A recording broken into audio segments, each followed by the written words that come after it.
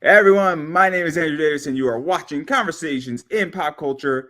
And yes, I am scandalous like an Ashley, and I do want to remind everybody that this episode is brought to you by Pocket Jack Comics. They have an awesome book out in comic shops right now, Guinevere and the Divinity Factory, which sort of came out April, May. You still might be able to get a few copies in some comic shops. It's an awesome book. It's got beautiful covers, beautiful art in there. It's a cool fantasy, sort of wizardy story, so go check it out. And if your local comic shop doesn't have it, make them get it, as well as the people over at Pocket Jack Comics do have a Whatnot channel. And if you sign up for Whatnot right now and you're a first-time user, you get $15 credit there, as well as you can use the code Andrew for an additional 15% off of some very sexy comic artwork. So go support my sponsor because it helps make this show happen if you're in the business for that. And Preston's got some great deals going on, usually on Friday. So enough about that, though, because I have with me, returning again, Rob Multari. So welcome back to the show. Yeah, thank you for having me. Oh yeah, I'm always happy to have you on. And I like Night Wolf, and it's an interesting book, and I believe you have that going on right now. I believe Volume 1, and I think Volume 2 is the new one, if I'm not mistaken. Yes, that's correct. Yeah, we're collecting issues 5 through 8, and then we're also doing 16 additional story pages by 4 guest writers, and we are also doing pinup art and other stuff. So the book will be over 152 pages. Yeah, so we're going to get into all this and obviously what you got going on and talk a little bit about some comic stuff outside of all that. But what is the basic premise of Night Wolf? Because there's people who know exactly what Night Wolf is. And there's people saying, I've never heard of Night Wolf before. And so I kind of want to catch everybody up before we get into some of the intricacies of this story. The short version. Yeah. Right on. Yeah, so Night Wolf is a story about a young man who finds out he's born a werewolf, gets thrown into a supernatural war against demons, witches, vampires, other werewolves. Basically, he's this teenager who's in high school, who's served with a silver spoon, has everything, and his entire life gets ripped away from him. Yeah. So, and obviously there's a little bit more into that, and tell me to shut up at any point that I'm wrong here, but obviously he meets somebody called Snowpaw who's training him.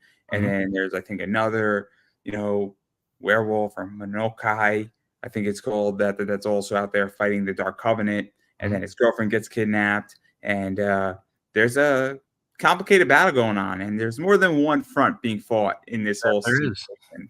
And there's also some losses. There's sort of, growing losses might be a good way to put it. And there's a lot of stuff going on here because there's a lot of politics in play between these groups. Yeah, I mean, there's a lot of like things going on. I like to do the not just one single storyline. I like having multiple things at play. And then so and there's a reason why I'm being very vague with this, because we've spoken about it a lot. So in at least 6 issues, give or take here or there. And I'm being vague because if somebody wants to go back and look at that stuff and is really interested, I mean, we've broken this down over the course of what is this, like 4 or 5 interviews at this point now? Yeah, I think we're like 5-ish. Yeah. So I'm being vague because I've beaten a dead horse enough. But what is read the book? You don't need me to give you the summary, guys. You could go read it and buy it right now on Kickstarter. Back today. But all jokes aside, obviously this is 8 issues of story at this point being collected. And what is this like? Because graphic novels are tricky on Kickstarter, because we've seen graphic novels do wonderful and do big money, and we've seen them fall flat on their face and be hell, for lack of a better word. And I think it's tricky, right? And feel free to cut me off at any point, but the way I view it is that there's people who say, I love this story and I want it in a nicer edition. And there's people saying, I'm waiting. I only collect graphic novels because I got those, and I like the first issue, but when's the graphic novel coming out? Right. And then you have 2 other groups. You have the third group is saying, oh, I want the super collectible thing because there's some collectible covers here that are limited. Right. And then you also have people saying, look, I read the whole thing in single issues. Why the hell do I want this in a thing? Because I want something new. So what is that like? Because I think all 4 of those things are really fair arguments to either buy or not buy a graphic novel. It is. And that's why I do the additional story pages that you can only get in the trade collections. They're not, in the single issues. So that way there is something new. So that's kind of like almost a new issue, if you will, per volume. And, then also as far as like the collectability standpoint, the hardcovers, have that die cut, but not only is it that they die cut, they're also a connecting scene. So all 3 volumes will connect into one big like mural, if you will, with the different werewolves underneath the die cut. And so there's that collectability, that it's a unique piece. It's not just a regular hardcover, but for the people who think that might be a little pricey and or they just want to read the book, we have the soft cover as well. Yeah, so let's actually talk about this, because this is interesting, because I like books. At this point, it's really interesting with what's going on, because and I don't deal with this particularly in my business, but I know some people do, where there are some really rare graphic novels from Marvel because they're out of print. Right. And so a book that you cost 20 sometimes goes for 80. And that happens sometimes. And so obviously there's that, but there's also the idea that, hey, look, I want to put this on my shelf, because I have bookshelves around my house. And sometimes I just like looking at a beautiful book on my bookshelf. I don't even want to read it. I just want to know it's there. Right. And it's the same thing with having a Blu-ray, right? Mm-hmm. You say, oh, why do you have a Blu-ray? But guess what? If I have the Blu-ray, you can never tell me I can't see this. Right. Yeah. If they take it off whatever streaming service, you have it still. So what is that like? Because I think there is some fair argument to say, well, at some point you probably will not print Night Wolf at a certain point, some of these issues. I mean, I'm not reprinting like the single issues. So like once those are gone, they're gone. Unless like for whatever reason, if I decide to go with like a larger publisher, and we decide to put them into like the retailers through like Diamond or whatever distributor, there might be like a retail specific variant. But yeah, as far as like the copies I have, once those are gone, they're gone. So that's partially why like I limit the numbers of like my higher end variants, so that there's a little bit more of a collectability to them. And like I said, once those are gone, they're gone. Because that's kind of, I think, interesting, is that obviously you have that market, but Mm-hmm. then when you start going into the collectible books, because what's the limit on the die cuts? 500. So I mean, 500 is not a small number, but it's also not a large number either. Mm-hmm. And so that's the other thing too, is that it's also the idea that what happens if Night Wolf gets signed to a television show or something along those lines. Mm-hmm. And at this point, and feel free to tell me to shut up at any point here, I'm getting too close to the sun, but at some point, I mean, every comic property is on the table now for any television, Netflix, or anything. It's just a matter of when, not if. So what you're asking though is if like I happen to run out of this particular hardcover set, because this goes into the collectability, right? Right. And that's what's interesting. That's what I think is so interesting about what you're doing, is that you're basically saying, and follow my logic for 1 sec, is that I like the fact that you are making a collectible graphic novel. Mm-hmm. Because I think that sometimes is what's missing with these campaigns that do graphic novels, is that there's no good reason for me to buy an upper level tiered graphic novel, and you're providing that. And that's what I think is interesting about your campaign right now. Yeah. I mean, as far as like, once the die cuts are gone, I'm not going to reprint them. But that doesn't mean I don't do another hardcover, just a regular plain hardcover. You know what I mean? That could be something that could be more widely distributed because it's more affordable for me. When I'm doing the die cut and everything with that special vellum overlay of the werewolf, that adds to my cost. And so that's why limiting it makes it more collectible. Whereas like, just doing a plain Jane hardcover or soft cover, like, I do have the soft cover option. So those are like available and could be available for longer running situations, especially if like it does blow up to the point where like it's going to be mass produced and put into bookstores like Barnes and Noble and other places like that. But that you won't see this like in mass distributed, because after the 500 is gone, they're gone. You know what I mean?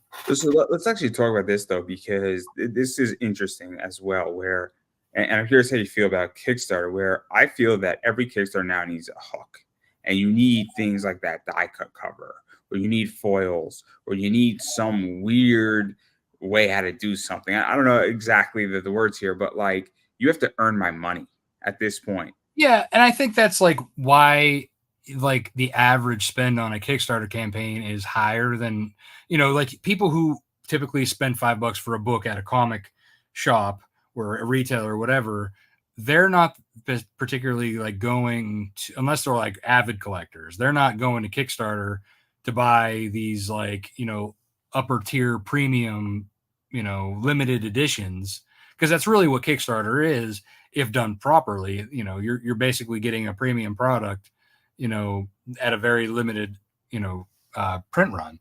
So that's, I think that's like the main difference. And like you said, having a hook or having the reason, like what's the premium, what's so special about this, and that's our job as a creator to think about that and moving forward. And that's why, like with this hardcover set, I've already, like when I put for the first one out, I said, okay, this is going to be a connecting 3 set piece.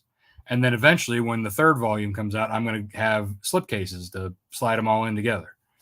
Like that's like things I'm already forward thinking about, Let's touch upon this, where there are points where I did an interview right before you. That was planned out a while ago, where there are 3 of those, and I've done all 3 of them. Just so happens that all 3 of them came right at the right time. And they came relatively close to each other. And then there was a 4th that got snuck in there somehow too, into the same sector. But that was all planned, where that was supposed to happen within 3 months of each other, and it kind of did. And I think this is what's interesting. And I think this is where Kickstarters and creators fail sometimes, is that you have to figure out what you're doing on issue 4. Sometimes, not necessarily the story, but hey, if I have a cover, how does cover for number 4 connect to number 2? Because you want to sell number 2 on campaign number 4 of the same series if you have leftovers. And I think this is where the business side of this all fails. And this is where I think we're running into problems on Kickstarter, is that a lot of people don't know how to do that. And it's not a matter, oh, you are on number 75 of your campaign. No, it's understanding where you're going. And also, I think sometimes people just don't have the capital to do it either. But yeah, that plays a big part. So, because I think you've pumped a lot of capital into what you're doing. Oh yeah, I mean, I have printed, like, so with all of the books and all the variants, like I said, I limit them, but I go to offset. Like I'm printing like a couple thousand total of each issue, but then you break that down into like the limited editions of the variants and all that. But I made sure that I have enough that like I can come back to Kickstarter with certainty that like, okay, I know this like $25 cover isn't going to sell like hundreds, right? So like I still have some that I can sell in like those packages. Same with like I have plenty of like the standard issue that like I can have enough that I have the entire print run for new people to come in and grab them. Yeah, no, I think unfortunately a lot of people sometimes in this realm is that because that costs you more money up front. Yeah, but then once you get into doing instead of doing like digital printing, it's cheaper to do the offset printing. So then that brings the more I print, it brings the cost per unit down. So that it's actually better for instead of printing something for $250 and selling it for $5, I'm printing it at like $180 and selling it for $5. I'll give you an example that's in my business. I buy wholesale cards. So instead of buying, I just bought a set. It expires. So I can talk about it now. So it's all right. So nobody can compete. One of the sets for 5 cards costs $25. 5 costs $60 for 5 cards of 5. So 25 cards. Then you go to 10, it costs $100. And then if you go to 25, it costs $150. So that means that going from 1 to 25, it's $6 a pack. So now to be competitive, everybody's selling them for 16. So now it's $16 to $18. So if I buy mine for 6 and I sell for 15, I'm making a decent profit. Do I have to incur more debt on the front end? Absolutely. But there's also more profit. to be Well, that's made. it. Yeah, I mean, you're bringing up your profit margin when you're putting more into it and saving in the long run. So, and then on top of that, you get free shipping because you're over $100. So that helps a lot too. Yeah, So yeah. that's $10. So all of a sudden, like, and I think this is what, but I have the capital to do it. And this is what I think is really the problem right now is that I have a lot of friends who are just starting out and they don't have the capital to do it. And this is where I think this is the biggest issue in Kickstarter is that I hear everything. Oh, here's what you need to do with your book. Here's how you make your story. Here's the cover artist. But we don't talk about the back end of campaigns. Yeah, what you do afterwards, and if you're continuing on, or how do you find money? Where do you borrow money from? What do you do? How do you handle your finances? And this is the part that kills me on Kickstarter. And this is why I mean, that's also like to be said. You should be putting your own skin in the game before you come to Kickstarter.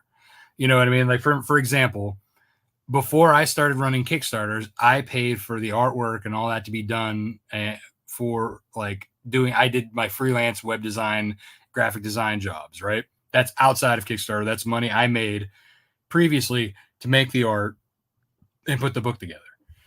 Then I go to Kickstarter, and then I pay, Kickstarter basically pays for the printing and the shipping and the tchotchkes and all like the other premium stuff that you get with the Kickstarter.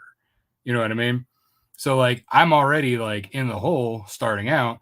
I hope to make it up when I'm doing it, but I'm finding a way to offset that extra cost with the knowledge I can doing it on my own on the side. That's something that like you're saying, a lot of people don't do that. They expect Kickstarter to pay it all for themselves, right? And unfortunately, that's not the way of the world. Unless you like knock it out of the park and you have like one of the off chances that you've made one of the best Kickstarters out there, right? Normally for the people who are out there and you're gonna hit probably anywhere between a couple thousand to 5,000. If you're like next level, you probably get up past 10, and then like the really extreme levels anywhere like 30 plus, right? So again, the normal creator out there should be putting in their own skin in the game, paying for stuff, the art, everything themselves, trying to figure out what they can do to do that, then come to Kickstarter. Like I said, I think a lot of people don't do that, and then they fall short. And then when they have to like put out the book, then I think that's why a lot of like campaigns don't get fulfilled, because people are like, oh crap, I funded, but I don't have enough to make the book and ship it now. I'll add to that. I even think some of these campaigns that are doing 30, 40,000 are in similar positions, because when you make more money, you spent more money. Mm-hmm. And I think that sometimes, also when you're running 4 or 5 projects, money from project A might go into project B, and then it's not, and you're borrowing money from the same company. So it's just moving one cargo container to the other side of the ship. So, but at the same time, that means that book gets delayed. Right. And I've seen this way too many times where books that were supposed to be in my hand 9 months ago are now getting in my hands today. So they're 9 months late. Not at all. but they said in updates that the art was 3 months ahead. So I'm sorry, this is like a 12-month swing here. Right, yeah. And what I think it is that I think somebody's managing too many projects. Either it's a money problem, or it's that you're managing 6 projects all at once, and then something's got to go. Right. But you just did $45,000. But your costs go up because you're printing a hell of a lot more content. Oh yeah, you're printing more, but the main cost that people forget about is the poker chips, the challenge coins, the things that are not that aren't cheap printing things. Like when I do a lot of my my bonus rewards, there are papers like bonuses, right? Like cards or stuff like that, stickers, stuff you can stick in with your prints, mini prints, the stuff that you can stick in that don't add a lot of weight to your mailing. A lot of people, once they get up past a certain amount, they're like, oh, I have to have a lanyard, I have to have this, I have to have one of these metal pins that I'm giving away to everybody, I'm giving out magnets that add weight to the cost of the shipping. Plus the cost of these things aren't, minimal. Those are pretty pricey, especially when you're getting up into the larger numbers. So, I agree. And if you have one of those campaigns that have like, let's just say 20 plus covers, those artists aren't cheap. Those artists are like 500 plus per and they cover. become more expensive as of lately. Right. Exactly. That's exactly it. So like, people don't understand that, like, if you start going far past if you go past the breaking point, the back end's going to be messy, and that's what's delaying books. That's what, people are like, oh, well, why isn't this happening? Why aren't I getting my books? Well, sometimes people overstretch themselves, and you have to think about, okay, what can you manage, especially if you're fulfilling yourself. Like for me, I fulfill all my stuff. So I get everything in from my printers and my, where I'm getting everything. And then I set up in my front room in my house, and I run an assembly line. I pack that stuff up and I put it and take it to the post office.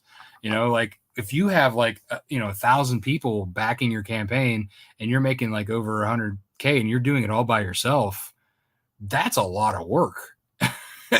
And especially if this is a side thing and not even a full-time job. Yeah, so I agree, because I'm packing like 80 to 90 cars a week now on my Saturday, and it sucks. It sucks. Now not this weekend. I was doing something else this weekend. But it was a good weekend, everybody. Different story. It'll be a Friday night story with a good friend of mine. But this is the point, though, is that when you're packing now, 90 cards is not as bad as it sounds when somebody's buying 5 of one card, and you could all throw 5 of them in there. But oh my God, it sucks so much. It is brutal. And you look at how much money you're making too on those 90 cards, and the margin is so thin, and you're like, fucking Christ, this sucks. So I have sympathy. If you have 100 backers, it's a lot of work. Mm-hmm. But at the same time, if you did 100,000 and you have 1,000 backers or 1,500 backers or 2,000 backers, and you hire somebody, it's still going to be as expensive. It's just going to be faster. It's going to get out faster. If you have 2 or 3 people working, you're going to get done. And then you're dipping into like, that like you're paying somebody, and you're not paying them like cheaply, like somebody's going to be like, listen, I'll do it for, even if they do it for minimum wage, or under the table, or whatever, you're still like giving them at least like $10 an hour. You know what I mean? Like, or something there. Or you get your kids in there and you say, I'll take out the garbage. You do the comic work. Remember, you got to take out the garbage. If you can trust your kids enough. Let me tell you, I don't trust mine. I have a 16 and a 14-year-old and a 6-year-old. The only thing I trust my sons to do, the 2 teenagers, is to put boards in bags. After that, I'm doing everything else. But the 6-year-old is killing it right now. Oh yeah. She's out there doing, she's ninja kicking the books to me. She's writing the next series, guys. You didn't know? She's putting you out of a job. That's what's going to happen. Good. I can retire then.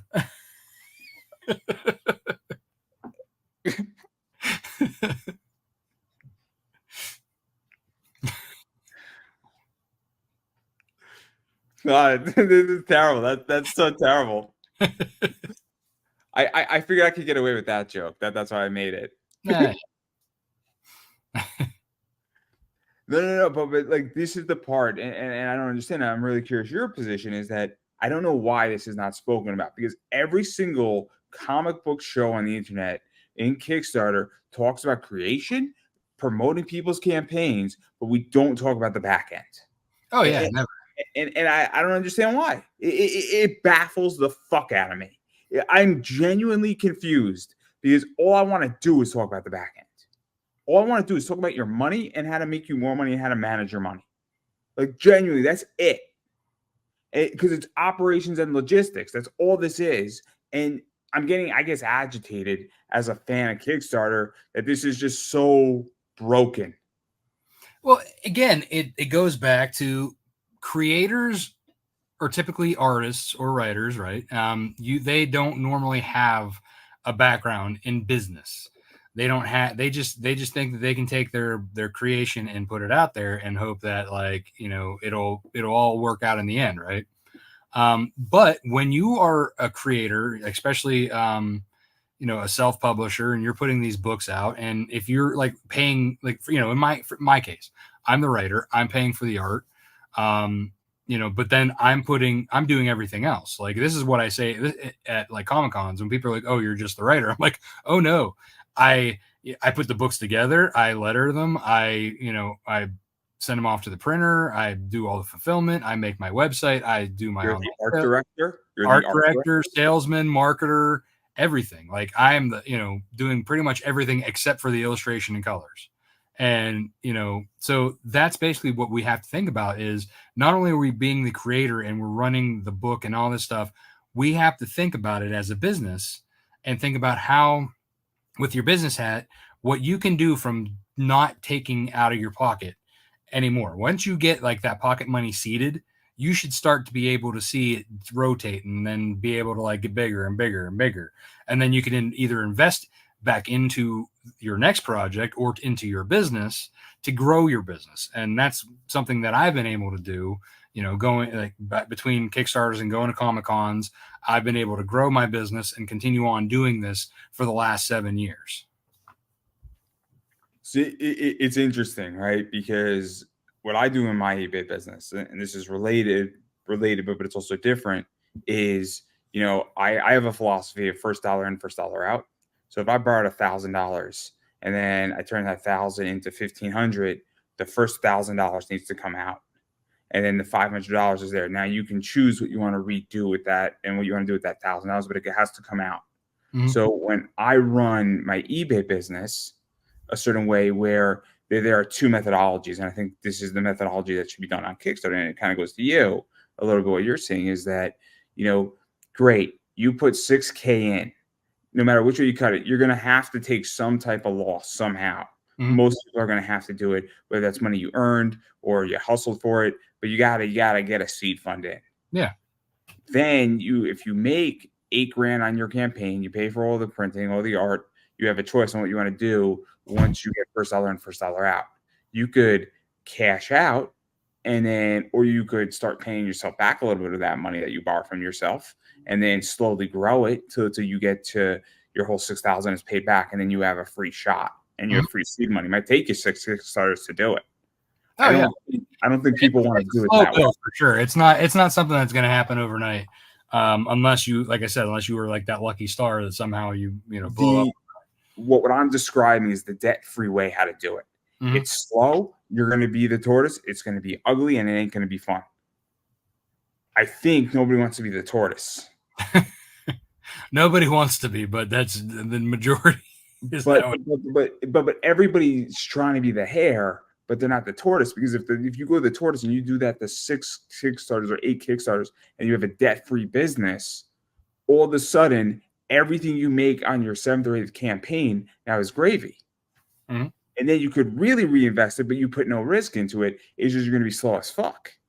Because what I'm seeing is the exact opposite of this right now. And the reason why I want to talk to you about that in particular is that you obviously are very good at executing what you've done. Mm-hmm. And you're the exception. You're not the norm. And that's why this is interesting, because I've seen so many people who have debt, and they look like they don't have debt on their business, but I can smell it a mile out. I can see it. I know their numbers. What have to know their numbers. I mean, you know exactly what I'm talking about. Yeah. I don't want to name names, but there are some of our colleagues and our acquaintances, you could smell the debt on their business. And I'm not going to name names because I'm going to be vague, but there's 30 of them. Easy. So, I mean, this is what I don't get, though, is that, like, how do we fail in business here? I think it's not having. I mean, for most part, like, I'm self-taught, you know what I mean? So it's not like it can't be done, I think probably life experience also has a lot to do with that. Like, if you, just in general, like, if you're, when you live, you're like, with a household, you have to manage your budget at home, right? Or else you're and your family are going to be out on the curb.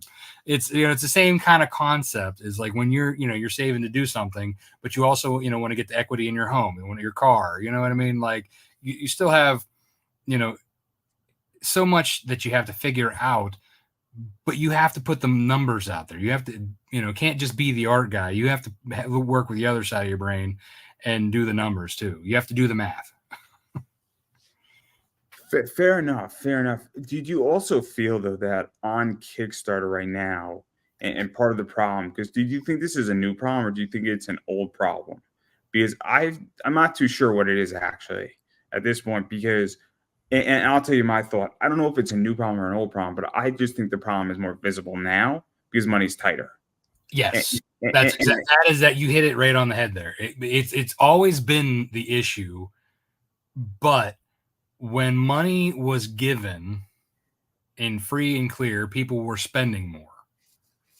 And then now that that's all dried up and gone, and times are tougher, people have less money. Now they're being more choosy on what they're putting into buying Kickstarters or whatever.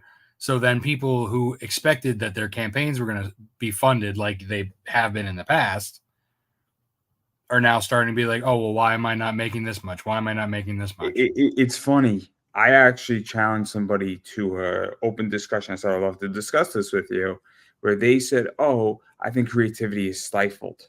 And what I said is creativity is not stifled. The issue here is that people are not spending as much money on Kickstarter as they used to. Mhm. And that this isn't because if creativity was stifled, if creativity wasn't stifled, there would be more creation and more money, and people would be buying more, and the backer numbers, the actual backers would be higher, or the value of the backer would be higher. I don't know which one it would be. It could go either way. It doesn't matter. Right. Well, go ahead. Sorry. What I'm getting to the point is that the issue is what I think it is that I think a lot of creators are sitting on the sideline right now. Not because they're stifled creatively, but because they're crunching numbers economically and they realize they can't do 5 campaigns, they can only do 3 to make it economically work in this circumstance because they're not funding as quickly as they used to. Money's tighter, art is more expensive, and there's bigger problems going on. Printing is more expensive, shipping is more expensive, and it's uncertain where we're going right now economically and how long this stagflation period is going to last. Well, but like there's also like more campaigns launching every day. Like there's still like, record numbers. I mean, we're not as high, I think, as last year at this point, but I think we're like shortly just under that. But I mean, we're over like 200, almost 300 live comic book campaigns. Not everybody is going to go back every single one of those. Right. So again, they're being more choosy on which ones they want to spend on. And, it has nothing, I think, to do about being stifled.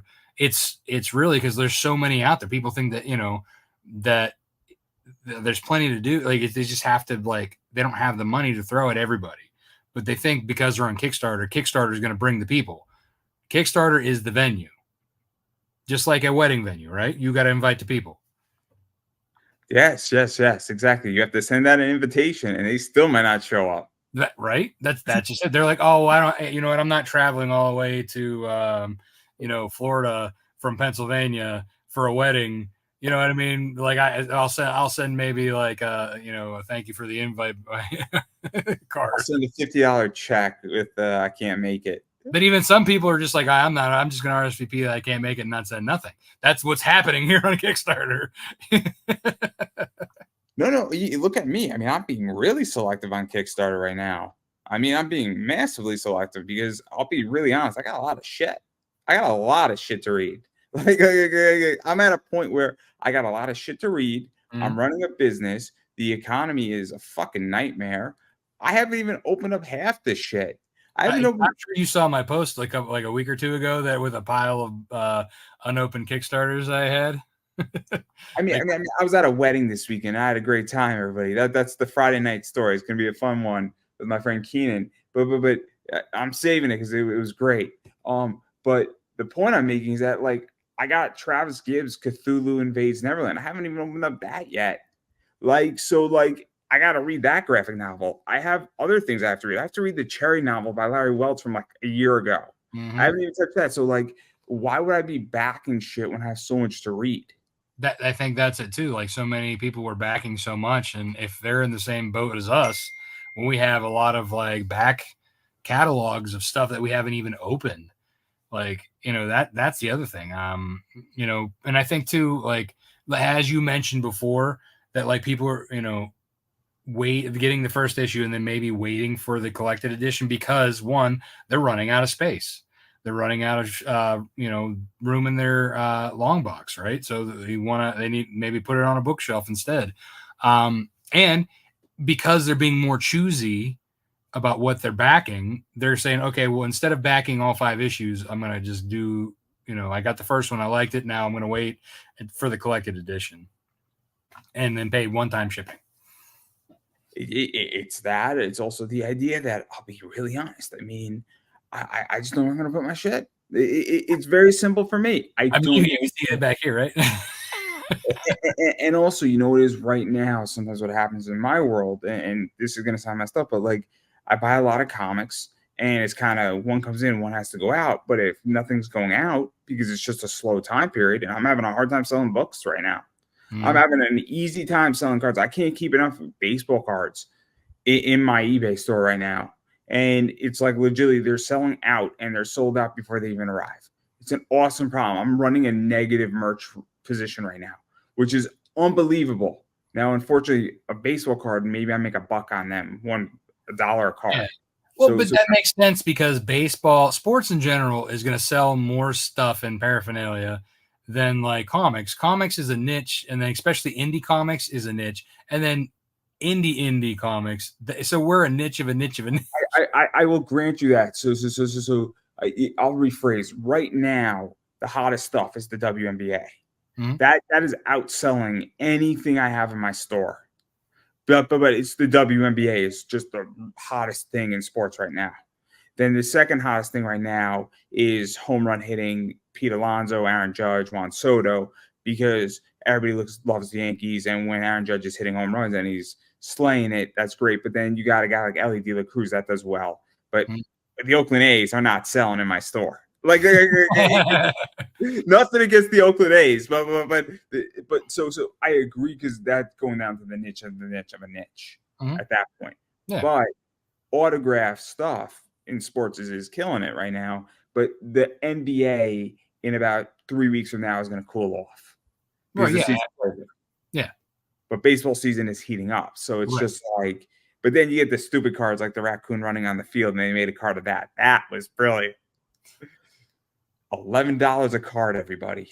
That's legitimately sold out in 16 hours in my store, 17 of them, and amazing. So that's all I have to say. Hey, that raccoon was adorable. I mean, I would have let him run the bases, especially during the soccer game. No. But like, I don't. Getting back to this issue, because I don't think it's creativity. I just genuinely think that it's an economic problem. I think it's a macroeconomic problem. And again, I wanted to debate this person, and they didn't answer my call, and I was a little disappointed. I mean, they probably didn't, have the math accurately either. It's people don't like to debate, they don't understand. They're big enough that they should understand exactly what I said. And I just think that they didn't want to have a macroeconomic conversation with somebody who understands macroeconomics really well. Valid. I actually was genuinely insulted. I'm not mentioning who it is. No. Yeah, don't do that. I was genuinely offended, to be honest, because when you say I'm wrong on something and then say let's debate it, well, either we're going to debate it or your opinion doesn't matter, or what you just stated doesn't matter. Because if you're not willing to die for something and you have an opinion and then you just run away with your tail tucked between your legs, you got a problem. Like, if you think I'm wrong on anything, you should call me out on it. I mean, I haven't had to do that yet, so you're batting 1,000. Well, no. So, but this is what I want to talk to you because I think you understand how to run a business and how to do something. And I think this is a real problem because not all of those campaigns on Kickstarter are going to fund, or even if they do fund, because there's a campaign that I think just did 1,500, and I'm looking at the campaign, I'm like, you're in for a world of hurt, buddy. like, if you do $2,000, like your book doesn't have enough on $2,000, and that's another issue too. Is that I think there's a lot of bad advice right now on Kickstarter. Yeah, I mean, people definitely have their opinions, and I think that like people You need to taught look. me a good lesson where you ask for what you need. Mm-hmm. So if you need 10,000, you should be asking for 10,000 or at least 9,000. If you feel you want to take a little bit of a risk, I think if you need 10,000, you ask for 9. I think you could find $1,000 if you needed to somewhere. Oh, I'm sure. I mean, but for me, it's like, here's the thing. I would love to put out everything I want to put out, but if I'm not making it, if it has to come at this point of where I in my career, if it has to come out of my pocket, then it's like, is it worth it? You know what I mean? Like I'm like at that thing of like, if it doesn't go anymore, people aren't that interested, then whatever. But I had, my wolf pack keeps coming and they're hungry for it. They want more. So here I am. I keep going. But again, it's like I got stuff, I have family stuff, that I got to do. I got, kids, turning 16 and, having to have a license, and they're not cheap to insure. You know what I mean? Like college is coming up. I got life stuff that my money's going to go to, you know what I mean? I'm not going to start digging. I've already put my time in. So now it's like, you see what I'm saying?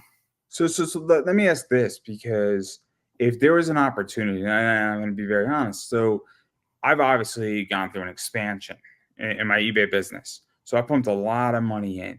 Now I cash flowed a good chunk of that, but I also tripled or quadrupled my amount of merch. And then it's first dollar in, first dollar out. But if you're in expansion mode and you're on a year-long expansion, your objective is not to cash out. It's to use as much capital without incurring any more debt. So if you pump 2K in and then that thing grew to 20,000, but you used the 2K and kept recycling the money, right? Mm-hmm. So my question to you is that, would there ever be a point where you say, look, I am willing to pump in another $1,000 here and take a risk on something, because I think if we put in $1,000, we could do another $5,000 on it. But I think that depends on what. Like that goes back to like our conversation off air when we were talking about worth fighting for, right? And if it was definitely something that like would take me to another level up, you know what I mean? Like something that was worth that extra, investment in. Then what I had to do in my eBay business is that I believe what I pumped in was worth it. And now I've overextended, which I was happy to do, but now I'm bringing it back down to a healthier level, but it's going to be at a higher level than it was at before. Right. But it was all cash flow relatively with minimal capital, for lack of a better word. Yeah. But it was also a lot of work. It was a lot of execution. But I think it's a really interesting and complicated question, because it's like, what is your risk tolerance in this? Because I think this is also a problem, right? In comics at the moment, is that what is somebody going to tolerate when they're producing a book? Because it goes back to offset, right? Right. If I'm printing 1,500 books and I can't offset it, should I go up to 2,500 or 3,000 and spend what would the extra cost off the top of your head be? Would it be like another grand? Yeah, roughly. So what would 3,000 offset comics cost versus 1,500? So that depends on the printer. But I would say Take a guess. average 3,000 comics on average. You know where I'm going with this, right? So it's you're looking at like $1.70 per book at $3,000, whereas like at 1,500, you're probably looking closer to $2 per unit. So the point is that if somebody has to pump in another $1,000, right? Mm-hmm. This is where risk versus reward occurs. Right. And it goes into execution. I think this is also something that people don't understand, because I think they don't have a problem with the cover artist doing this. I think they have a problem with it doing with merch. Yeah, I think that's true. And like, again, going back, like, and this is like, I think more so from like a starting standpoint versus a, like, at my level, like, you know what I mean? Like, I'm already planning to do, like, you know, the offset printing and the larger numbers.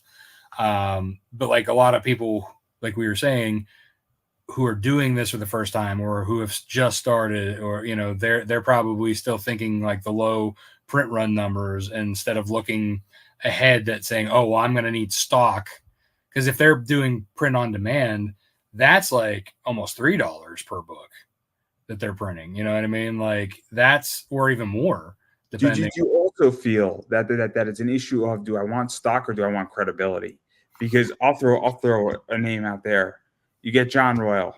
I love John Royal's work, right? Yeah. I go out. I don't know what John Royal costs. I'm not going to throw out a number because I'm going to be wrong. He's on my bucket list, but I haven't asked him cost yet. I don't know, so I'm not going to comment on something I don't know. But whatever it is, right? Let's say that he's in that $400 to $600 range, right? Sounds about right. Yeah. Okay, cool. So great. Do you go and take the well, we'll just average him out to 500. You know, I don't think he's in a mind one way or the other. If he's more, I'm sorry, John. I'm sorry. If you're less, you should charge more. But you're welcome. But not the point. But do you get a John Royal cover? Because then when somebody comes to your campaign, you now have credibility because, oh, Zenescope artist John Royal done a bunch of Kickstarters, done a bunch of other people's projects. Or do you go and you say, I need stock, and then you have a fight for credibility issues, but you also are not going to have to reprint your book for a while? I mean, so that's tough because I do both. Like, because, like, you know, I have when you're first starting out, right? Well, yeah, when you're first starting out, yeah, I would say it is tough, right? It's not an easy position. Well, I think that too is like, when you're first starting out, I don't think you're gonna get that level of an artist. That's that. I think you have to be proven that you're gonna be there a little bit longer. Because in my case, like, I didn't start like reaching out to more known artists until like issue 4. See, this is where I disagree, though, because what I think is happening, this is just my thought, maybe I'm wrong here, and I'm not the first person to be wrong. I think these artists will, for the most part, especially in this economy, I think they'll take whatever person's got money. I mean, honestly, I still have artists who don't think I'm at the level where they're at. That I've actually and this is my response to them, and I'll be very honest, is my money is as good as anybody else's money, and you're an asshole for that. You're an asshole. No, seriously, I'll tell any artist that, because that's like saying you go into a restaurant and you think the waiter is beneath you for serving you. Their job is the same as my job as far as a job. Just because my job might pay more doesn't mean anything. But you should respect their craft, and the money they earn is the same as your money. Now, if you don't want to work for them, that's fine. But you better not. You better understand that if I'm willing to pay you $600 and you say, I don't want your $600, you're telling me my money isn't the same as yours. Well, it's not so much. All right. For example, I don't think it has anything to do with my money as being any better than their money. I think it's like when you're working for like Zenescope, Marvel, DC, Image, they already have that's the work they're going for. They want more of that work. So if I were to pay them to do a cover, they're going to put me in the bottom of the list, and I'm going to keep getting bumped because they're getting these other jobs. You see what I'm saying? Well, no, I get it. Like, that's where it's not so much that, you know, the whole, but like, again, but again, here's the issue, though, is that if you do that, what happens when you now have been typecasted, right? This all the same issue. It really is. Because I would never turn down money from somebody. Somebody says, Andrew, I want a live read. I'm like, okay, cool. You want a live read? Why not? I don't care how big you are. If you're willing to pay me my rate, I'm not turning down, because that's where my next meal's coming from. Right. I learned a long time ago that if you turn down work, unless you have 50,000 people knocking on your door, you should never turn down work. Which I totally agree. I totally agree. Because especially when, if I want somebody to do a cover for me, it's because I enjoy their art and I think people are going to buy their book. And not only is it like exposure for me working with them, but also it's putting their, their art in front of an audience that may or may not know them. You know what I mean? I've had this conversation when I want to buy wholesale from people and they will insult me. I'm like, your audience, you're about to get into my whole network on eBay. So a lot of books, and let's figure out a deal. And then somebody says, oh, no, I can't go on the eBay because it's not prestigious. I'm like, look, I just want to sell your book. We don't need to talk. I don't need you to sign it. You need to sell me 30 of your book at a wholesale price. This isn't hard. And oh, no, it's not prestigious. It's not a comic shop. And then my response is saying, look, you made it hard for me to do business with you. Because that's all it is for me. This is commodity to me. That's it. This is legitimately a stock trade. And maybe these artists, I'll be very honest, I got no problem saying it, and I'm going to get shit for this. To me, it's just a commodity trade, and it is a business. I want money, and I want a piece of art to put on my book. It's that simple. Mm-hmm. And maybe for everybody else, it's more complicated. For me, I'm in the business of making money. Yeah, no, I totally get that. I mean, and, for me, like, yeah, I'm here to tell my story first. But I'm also here to continue telling my story, and that means I have to make money, and that means I'm running a business.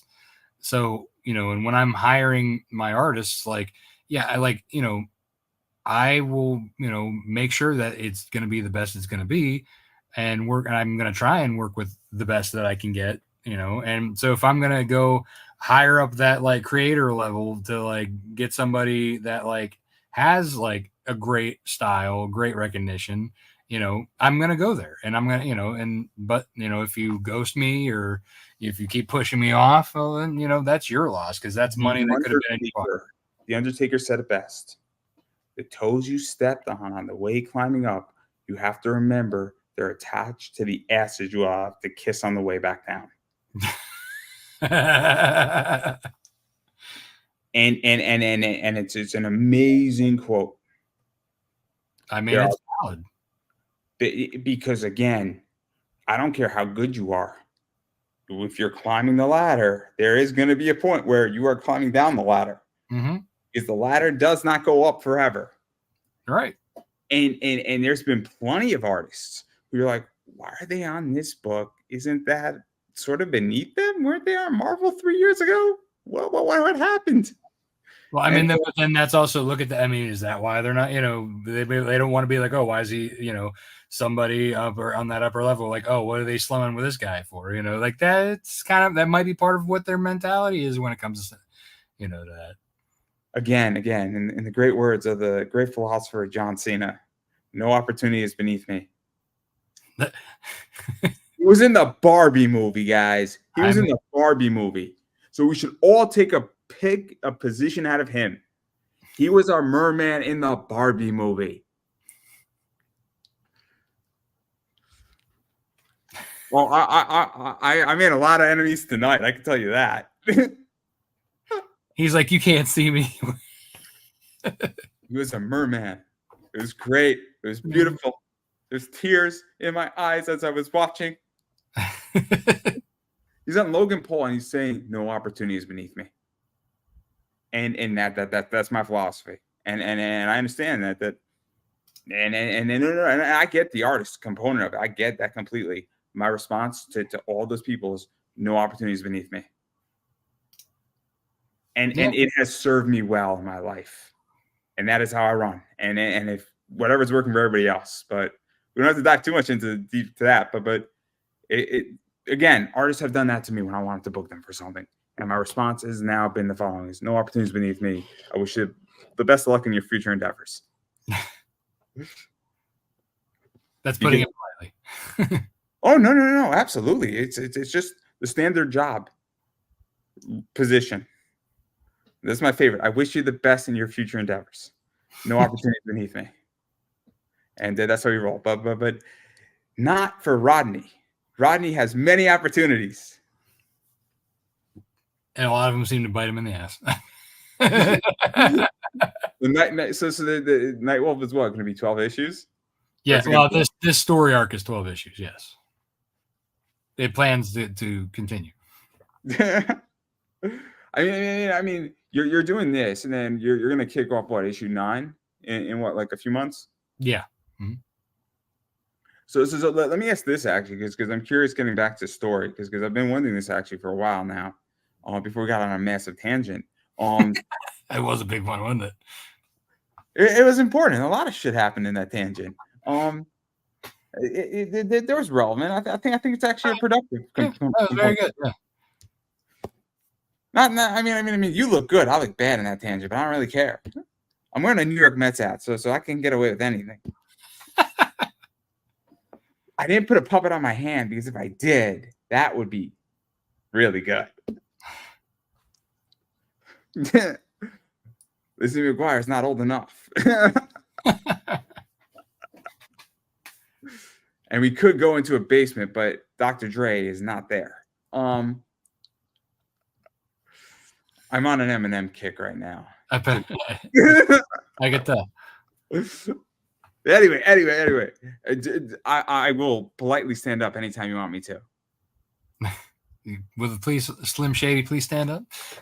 That's no. Getting back to this, because I'm actually curious about, because you've done 8 issues, and obviously this is volume 1 and 2. Mm-hmm. But what is that like? Because I think one of the advantages to indie, especially if you're writing once every, or doing a Kickstarter every 3 months or every 4 months, you obviously have a lot of time in between each issue. And I think that can give a writer good and bad things, because your audience is obviously growing with you and getting older. Mm-hmm. So I don't think that a 5-year-old is reading Night Wolf. Right. Obviously, I don't think it's for a 5-year-old. No, that's why I have Wolfpack pups. But obviously, you're on Kickstarter. You hopefully you're 18. I think you have to be 18 or older to be on Kickstarter.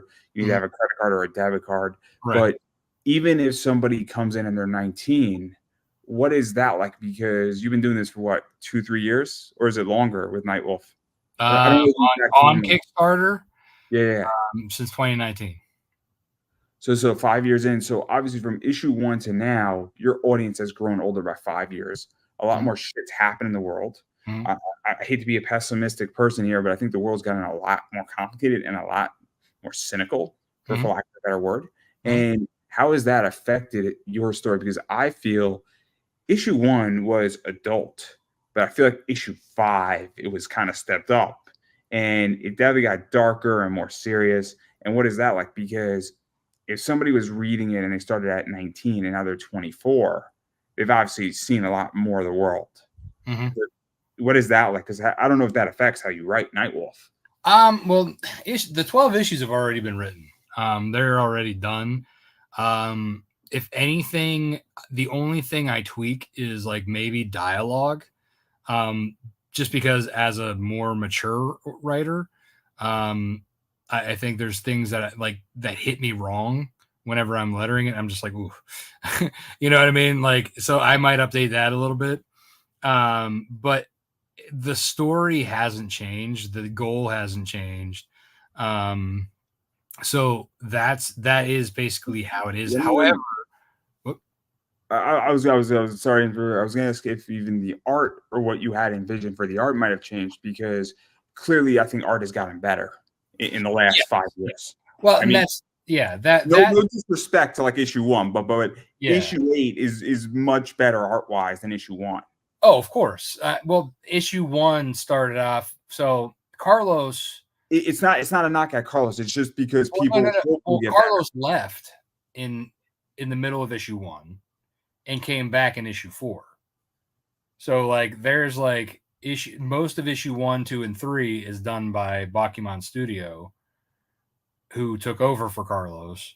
And then Carlos came back in 4 and has gradually gotten better as we've been going. So that's why there might be a little bit of you can see there's a big difference. And I wasn't even talking about that. I was talking about just more influences in art. Obviously, I think a lot of people have leveled up lately. I also think that there's a lot more influence to draw from. I also think that we go through art cycles where clearly when the world is going left, art's going to go a certain direction. And when it's going right, we're going to go different. they're not political. I'm just using directions for whatever good reason. But if there's a lot more war or a lot more violence, art tends to reflect that. Yeah, I mean, so whenever I write the scripts, I have a very specific vision of. I write the panels out very descriptively. Carlos has the opportunities to adjust them to make them look better, unless there's a particular pacing that I want to keep. So like he and I will work together to try and make the best layout possible. And I think the fact that he and I have been doing this together for, the last, several years, we've been doing, improving our teamwork, if you will.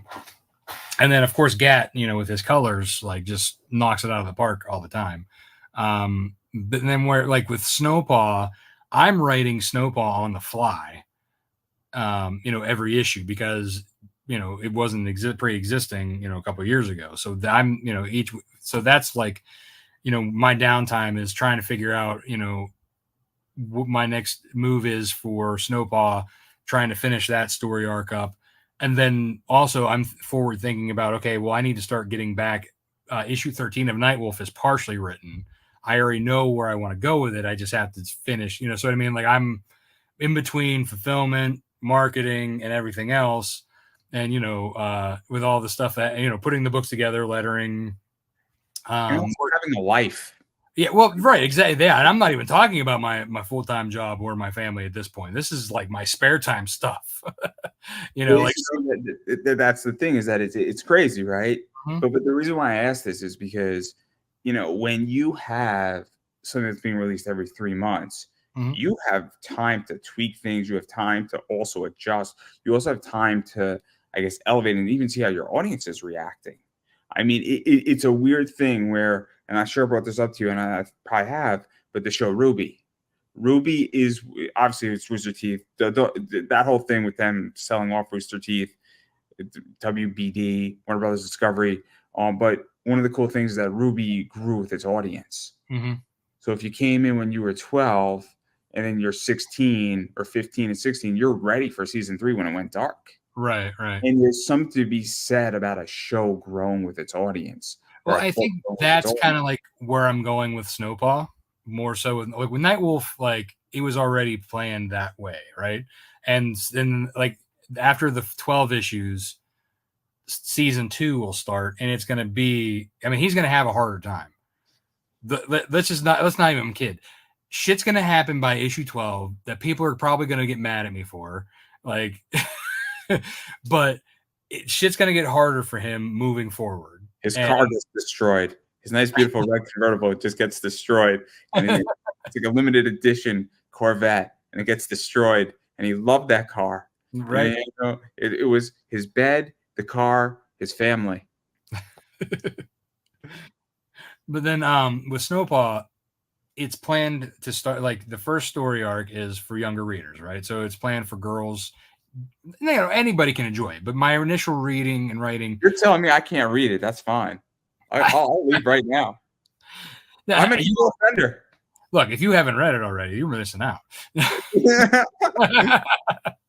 But what I'm saying, the initial idea for when I wrote the story is I wanted it coming from a female's perspective, so that like my daughter and girls getting into comics could enjoy it, but also obviously male readers can enjoy it as well, because still my main. I'm just fucking with you. Right. I'm fucking with you. Oh, I know, right? I'm fucking with you on a whole new level. Like, yeah. But my point to like what you were saying though was about the audience growing with the books. That's kind of like where Snowpaw is initially is. So it's kind of skews younger as she gets, because like this is her beginning as when she's 18, and it's more of an open fantasy situation. Whereas like as time goes on, the world changes and fantasy creatures are starting to dwindle away. Things are happening, like to why it gets to be so dark when we get to Night Wolf. So there's just much like the world at that time getting darker, growing through the world wars and, continuing into today. Shit happens, and I'm kind of playing with that, and it kind of gets darker, older, as that time period comes closer to the present timeline. So I got like a chill there. Ooh, you ever feel one of those? Just comes on. No, because I think it's really interesting when you have long story arcs. And I haven't had a conversation with Ed Davis. I think you know who Ed Davis is, right? Yeah. It's the Immortal Era. Like if you're doing 39 or 50 issues, you have to grow with your audience. I mean, there gets a point, and even with Night Wolf, and obviously things are darker, but like, and I think Snowpaw's interesting where if this thing starts going for where if it was written for your daughter 6, 7, 8, and then those kids are becoming 9, 10, 11, and you got like 6, 7 issues, and you're doing it every 3 months or every 4 months, you know, obviously you're only releasing 1 or 2 issues a year.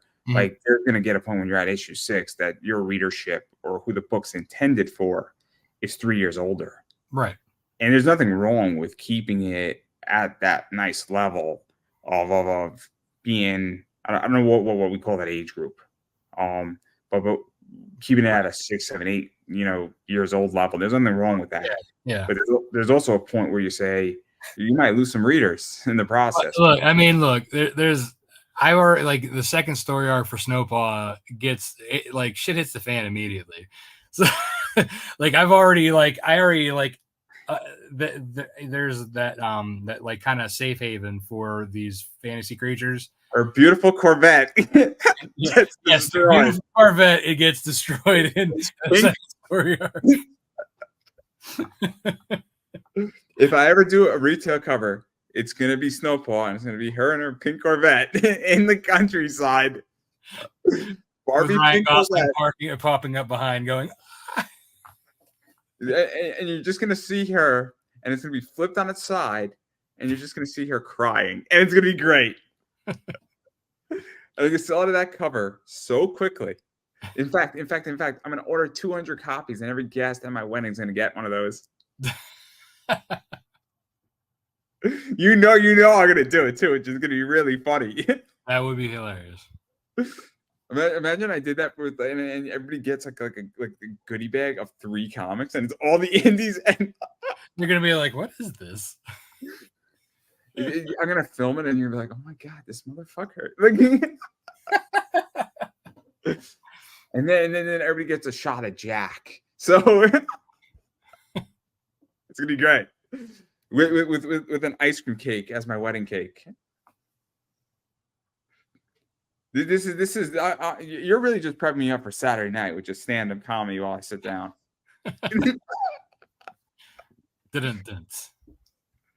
I'm on fire right now. But no. That's actually really interesting though, where because I just think it's an art to grow your audience is all I'm gonna say. Mm-hmm. I mean, yeah, that's just it. Like, you know, and it also. It makes sense to do that, like you said, because of longevity. But also, like I feel like, you know, even when you have different, like even if everything was all together ready, right? You want to have that growth to build towards the story. You know, you want to make sure that like you're, you know, and I always said that like the timeline with Night Wolf and Snowpaw is like she's point A and his story starts on M. And then we go to Z, right? So you got to have like, you know, there's that level of darkness, you know, from there. So you have, you know, you got to get to that, you know, and meet the air in the middle. And there's reasons why. And that's why I love with the 200 years that I get to play with Snowpaw, there's so much possibility and so much story to tell. And I'm actually excited, but because it like opens it up to all the things that like I've been thinking about, but I couldn't exactly show it in this, you know, this linear timeline with Night Wolf. See, it's interesting. I'm a big Avatar: Last Airbender fan, and they did the first show, and then they did Korra. But what they were smart to do is Korra takes place 60 years pretty much after, or Aang. Yeah, well, after Aang had to die for her to exist. So 45 years, give or take, but then it's 45 years plus 18. Yeah, because she's 16, 18. I forget. But yeah, it's been a while. Point is that it takes place roughly 60 years later. So you have 60 years that they could still play with for the first Avatar series, and they've done it in the graphic novels. Then what they did is that they went back to Kyoshi, and Kyoshi takes place before Roku. Mm-hmm. So now we're going back 100 years, then another 100 years, and then 200 years because Kyoshi lived. So we're going back 400 years in Avatar in the novels. There's so much content to play with. Oh yeah, yeah. Believe me, and that's the beauty about, like, I could go back even further because I could either go do a Silvermane line like with his Viking stuff, or I could even go back further. Like, I even know where like the beginning of the werewolf epic story creation like comes in. Like, I have that already figured out. Let me ask the question though: is that where do you even know to start? Because obviously this is a business, right? And I think Snowpaw worked, right? Mm-hmm. Where, and I don't know if you pumped a little money in or you took a risk on it, or it was just the recycling of the money, and then it was your seed money being reutilized. Yeah, I mean, it was basically in lieu of doing the next Night Wolf. I put the money towards doing her, and it paid off. but it's a risk, right? Yeah. So that's my question, is that this is where I also think this is interesting in comics, is that where do you put your capital to the best position? So if you go and say Night Wolf number 3 or Night Wolf or Snowpaw number 1, that's a tricky situation sometimes too. Mm-hmm. That, I mean, I hate to say this, but Night Wolf was working and it's still working to some degree. So what is that like? Is that those are tough decisions, and those are business decisions. Well, it wasn't just my decision. It was something I wanted to do, but I also asked my audience. Like, I will pull my audience on things that I want to see what they. So I felt like, I think because I had just done issue 5 of Night Wolf, where I was getting ready to launch it. It was around then, and I was like, okay, Night Wolf is standing on its own 2 feet at this point. It's time to do another series alongside. And I have other titles on my website that I want to do. So I put the 3 titles plus a Snowpaw Origins as the 4 options for them to pick. And Snowpaw was the clear winner. So the fact that they wanted this series over any, my other stuff, it was a no-brainer. And, the fact that, like, there's so much history with her, and she's my favorite character. Even like, it's funny because, like, Night Wolf is like my first baby, right?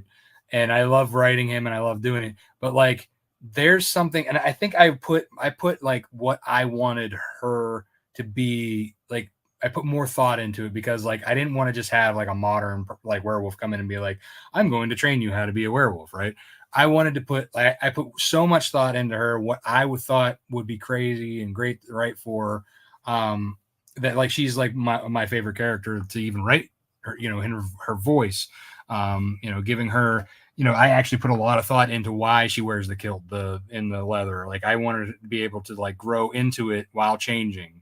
So that was like one main thing. And I think people saw that and came for it, and, instantly fell in love with the series. That's interesting.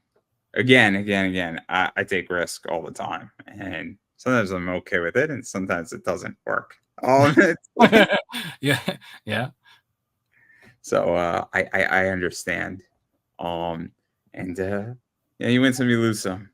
I mean, and I doing the kids book, doing it on Kickstarter wasn't exactly the best idea, because, like you said, you have to be 18 plus, and kids aren't parents are buying books for kids at stores or, online that they can get instantly. Right. Whereas this also grandma and grandpa aren't really on Kickstarter. Exactly. Right. Yeah. So, I mean, it was a risk, and it barely paid off. So, like, but let me put it this way though, right? Let's actually talk about that too, because feel free to challenge me on this, but I think there's 2 positions for Kickstarters, right?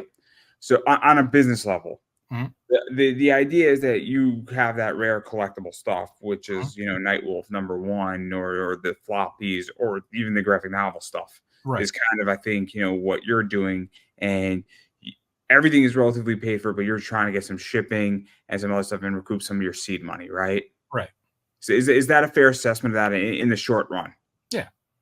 The other thing is saying, look, I know this is a $10,000 project, but I'm looking to raise 5 because there's a secondary market that I think exists for this item, but Mhm. I want to just defer some costs where I could do this myself, right?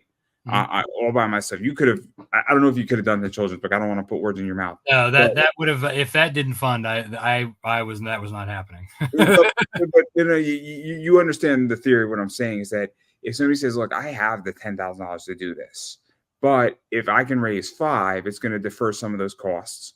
And so now I only have to pump in 5, but I have some skin in the game already where it's just a matter of printing it and getting the tchotchkes and all that stuff in there. So the idea is that I know that the real money's in the secondary market when I'm at a convention.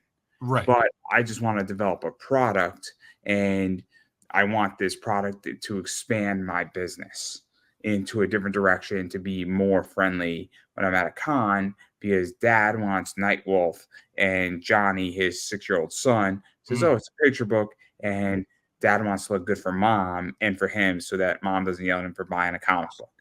Right. Yeah, I mean, but my point is that that's the other side of the Kickstarter position sometimes is that it's a loss in the short term.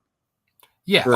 Long term. Yeah. So for that one, like I printed like 3,000 copies of the kids book, even though I didn't make as much as I made the 10, not for lack of like digging and trying and figuring that out. I even like had to make a couple like website deals to then have that money put into the Kickstarter. Cause like it was at the point where like it wasn't going to fund in the last 2 days. I actually was like, okay, my dad had 2 friends who needed websites. So that was 2 websites that were paid for, put into so they basically, instead of paying me directly, that went into the Kickstarter, and then I made their sites. So, but had it not been funded, I wouldn't, done it. But I also, when it was funded at 10K, it was, I think, just a little bit higher than that. Still, I went a little bit, tightened the belt on that, and I printed more because I knew I could build an audience after the fact at cons or other places, or sell them later on Kickstarters or BackerKit or whatever. Because I still I'm selling them at each campaign. People are buying them as add-ons, or I take them to cons and I'm selling them there. So originally, being able to have more on hand may not have like helped me to be able to recycle back into stuff like I could do with like the books, with my comics and stuff. But it could provide cash flow. Right. Exactly. It's providing new cash flow and it's building a new audience for me to then, if I go and do another Wolfpack Pups, that audience will be there then. No, because you understood why I was asking this, because that's exactly the thing. So like the reason why I sell cards right now is that I'm making $1 a card on the most part, which is not much, and 90 cents to $1, but those things sell really quickly that it provides me a lot of cash flow. And when you're sufficing debt and handling debt and pushing off debt plus a little bit extra, and you're slowly tackling a large amount of debt, but you keep delaying that debt by 30 or 60 days, and then it's getting lower and lower and lower because you have cash flow, which allows you to do that. That's a huge upside. It's not pretty, but it's helpful. And cash flow is king, without a doubt. Oh, yeah. I have no problem with debt. No. I love debt. I used to hate debt. I hate not having cash flow, because debt with cash flow is manageable. Debt without cash flow is death. Yes, exactly. So that's how I feel. But that's why I think your children's book, but that thing was brutal, man. That thing was brutal. I watched that came down, I'm like, oh my God, man. Like, I know, right? Yeah. Like I said, if it wasn't for those last, like 2 websites. Me and Joel Souza, I forget his book. I like him a lot. Like we were talking about that, and I'm like, oh my God, that campaign is not going to make it. Like it's not you. It wasn't you. It was just that it was tough, man. Yeah. Well, Kickstarter is tough for kids books. It is what it is. I mean, like I said, having made those website deals help get that over the, put that again. It's me putting my own skin in the game. I did work outside of the comic realm to then put that back in there, if you will. So because it's something I believed in and something I wanted to do. So I guess that does go back to, your question about putting money in. Even though I didn't directly put the money in, I earned the money by doing work. You know what I mean? So I guess, yes, I did put a little bit more skin in the game, even for that one, because I wanted to. I felt it was worth it to put it out there, and now I have that. I put a lot of skin in the game for a lot of things, and I feel you, and I understand, and I get it completely. Trust me, the way that I've expanded is that I use this company called Inbox Dollar, and I do online surveys. I get $1.75, and that's the way how you buy books. Is that all of a sudden you do, in a month like $60, and you can buy 3 comic books, and so that's an extra $3, 3 books I can buy, and then I sell them. But I put in work for that. That took time doing something, but then I convert, and then it's first dollar in, first dollar out, and then you go put it on the Knicks, and then they Pacers destroy them. But that was upsetting. We don't have to talk about that. We don't have to talk about that. No. It was great. It was great. The Knicks made me a lot of money that series. But game 7, I lost like $5. I was upset. But Boston, oh my God, Boston made me a fucking fortune. They made me a fortune. The war with the Heat last year, oh my God, brilliant. That was when the tip in with like legitimately 0.2 seconds left. It's great. That game made me like $600. Nice.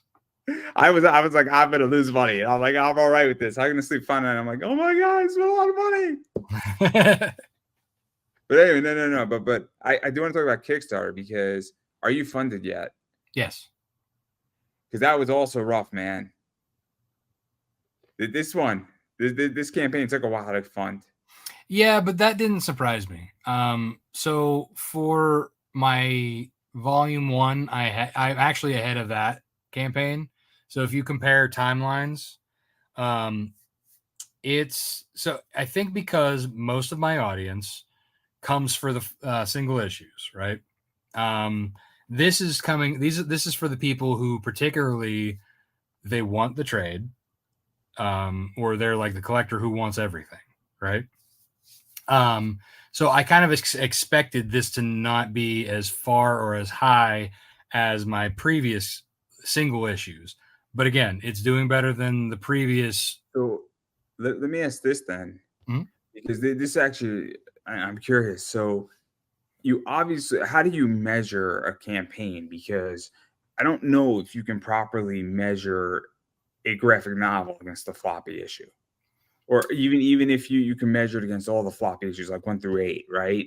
Because obviously, if you fund, that's the easy thing. So if everything funds, everything funded, right? But beyond that, I don't know if volume 1 hardcover campaign can be put up against 1 through 5 floppy issue campaigns, because I don't know. You tell me, because so the way I look at it is backer count, and average dollar spend, and then so they give you a timeline in the dashboard of Kickstarter that you can see each day what you did, and you can see the chart go, up or down or whatever. So I like to compare like days, in comparison to previous campaigns. And I kind of, at this point, I kind of know like how a campaign is going to perform at a certain point. And, with the last year, it's been a little bit more difficult because of the economy. So this one already doing better, like in comparison to volume 1 and volume 2, this one already, considering the fact that this year hasn't been the best for Kickstarters, that this is doing better than volume 1, when Kickstarter was like, at its, I wouldn't say at its peak, but like, doing really well, because that's when people had money. Because this is what I was curious about, is that obviously, I mean, I think the last 2 times we spoke, or at least the last time, funding was rough too then. And so like, and I don't think it's you, I think it's everybody. Yeah. Oh yeah. Yeah. I mean, look, I still ended very well with my campaign last time. Did I make the numbers that I wanted to? Not exactly. I always want to do better than the previous campaign, but backer count was still high, and I was happy with that. So in the end, they weren't going for the higher end campaign tiers. I had a lot more digitals. I had a lot more of like the standard issues. That's been interesting. Where somebody was on a stream and they were explaining that they have more backers than they had before, but their digital backers have outpaced anything else. And I the would market. say that they've outpaced for me, but there are a lot more than there used to be. So what the guy was saying is that he has like a 15% increase in digital. And what he compared some of the names, and some people were buying the physicals the last campaign are now buying only digitals. Which makes sense. Again, so this kind of goes back to, it could be a few reasons. It's that people want to read it, which is good. That shows if people were willing to still come support you, read the digital, that means they enjoy the story. It also means that they might be having financial troubles, right? So, but they're still coming in to read the book. Can they come back later and get a physical? Yes, they can go. They can, I always do backer kit, or there's always ways to get the back issues. So that's something that, as long as they want to keep reading and they're still doing it, they're still coming along for the ride. There's still the opportunity that they can still get a physical copy, or they're waiting for the trade. That's like we talked before. Like they're like, okay, well, I need to save room. Now I'm going to just wait until the trade's done. Now, and now it's not a secret. Obviously, every 4 issues I've been doing a trade.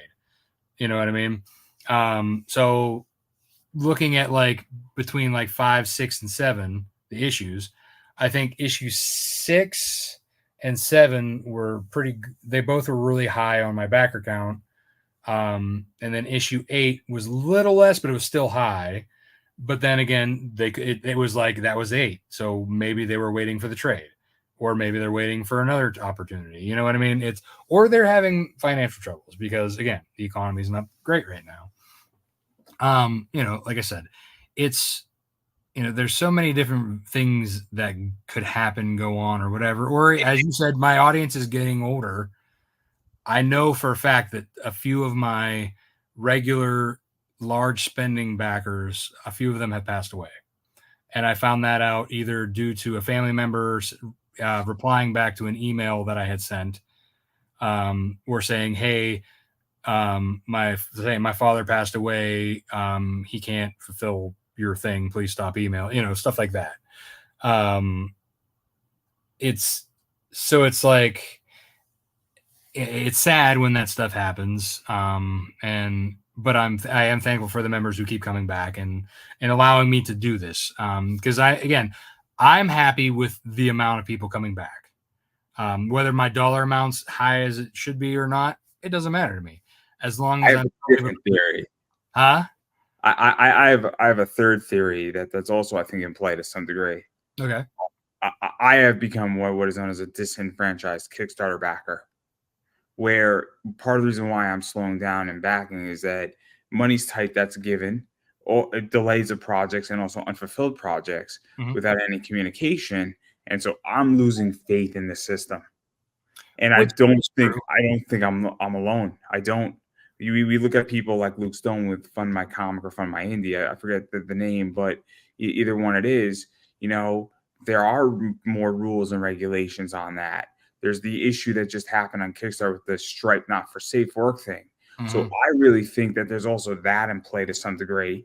And I don't think it's in full swing. I think people not getting their books, people getting their books really late, I think that's an issue as well, because I'm becoming that way. That's one of the main reasons why I'm backing less and less. Which is fair. That's fair. I don't necessarily think that's a case in like, that's not like one of my cases, I think, because I do get a lot of people coming back. And really, matter of fact, at this point, I be looking at the back numbers. Majority of my backers are returning backers. For me, it's the finding the new audience. So that's my issue at the moment too, is like, okay, have I exhausted my resources on where, should I find a new social platform where do I find a new reader base? You know what I mean? Is it that you have to drill a new well? I mean, and that not to use like an oil position, but like it's kind of like you go through a mine, right? You're mining whatever you're mining. Mhm. There gets a point where you've done every shaft, and you can no longer explore any shaft safely. Right. So you either have to dig down further into it and create a new shaft down below, and that could be expensive, Mhm. or maybe it's time to start mining silver and not gold. I mean, Yeah, I mean, again, yeah, it's there's so many different reasons for things, but you know, I'm happy with my backer counts so far on this campaign. I'm happy with my previous campaigns, my last two for Night Wolf 8 and for Snowpaw. They both are like, you know, they're close to where the last ones were. So backer count, I'm happy. It's again, you know, people just aren't spending as much as they used to be, and that's you and I have talked about that, and hey, I'm here and I'm going to stick it out. And if things turn around, cool. If they stay the same, if they maintain that plane, I can keep going. I have a theory on everything with this, and here's I think the United States economy is in perfect correlation with the MCU. I mean, yeah, ever since Endgame, everything went to hit the shitter. So hear me out on this though. The MCU is a disaster. What's a disaster right now? The U.S. economy, and it makes sense, right? Because what drove all the stuff directly and indirectly is that you had a lot of money poured into comics. So Mhm. when you got Captain America or Iron Man coming out and people are buying shirts, and yeah, you know, what was it? The economy bounced back in what, 2 years after 2008, give or take. So Yep. okay, so it was a bit of a rough patch, but they were on a bull run for like 14 years, give or take, the Right. United States economy. And what was on a bull run? Marvel movies. And Yeah. then that drove Pop Funko sales, T-shirts, and that eventually made its way into comics, graphic novel stories. And Mhm. even if you call it 1% of that, or even 0.5% of that, it was such a large number of legitimately $200 billion plus being pumped into all this shit. No, even more than that, even more. Probably more like 5 trillion. If we're gonna be really honest, was pumped into all this shit. And then if you got 0.5% of that, a lot of money was pumped into comics, which led back into indie, and now that's out. And because the U.S. economy is a disaster, and Marvel, without that major pump and that major economic expenditure of IPs, which ultimately leads downward because it's trickled down. Mhm. That's a real macro analysis.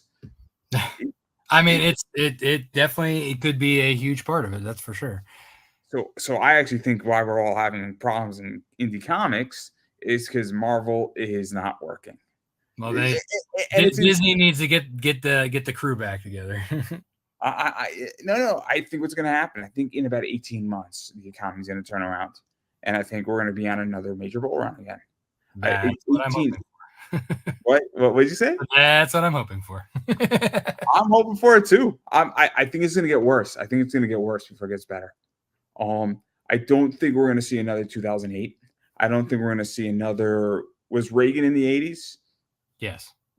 Yeah, you're older than me, right? Yeah. Okay. So you should know this better than I do. Mhm. So I don't think it's going to be as bad as Reagan, but I do think it's going to get worse before it gets better. And I don't think it has anything to do with who's in charge of the White House. No, I I mean, at this point, it's a sinking ship, it's going to be hard to turn that thing around.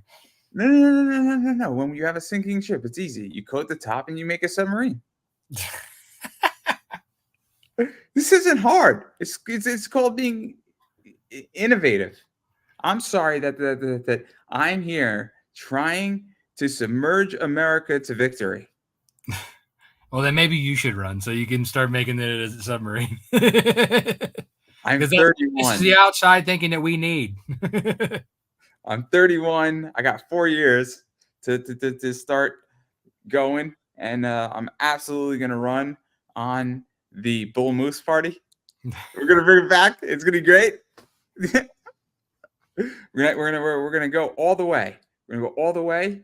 I'm gonna run on the idea that my 13-year-old puppy will not be shot. I think it's a safe one here to drop that one in there. We might have to let the goat go though. Out into the wilderness. It can fend for itself. Only in what was that? South Dakota? Only in South Dakota.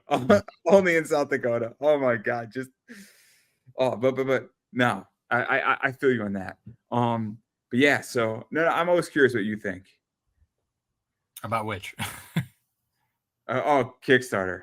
Oh, well, I mean, yeah, like I said, I think it's that things are going to continue a downward spiral, but eventually, like everything, things cycle back. I think once you get to the bottom, it'll start climbing. Just like with anything, once you're at the bottom, there's only one way to go: is back up.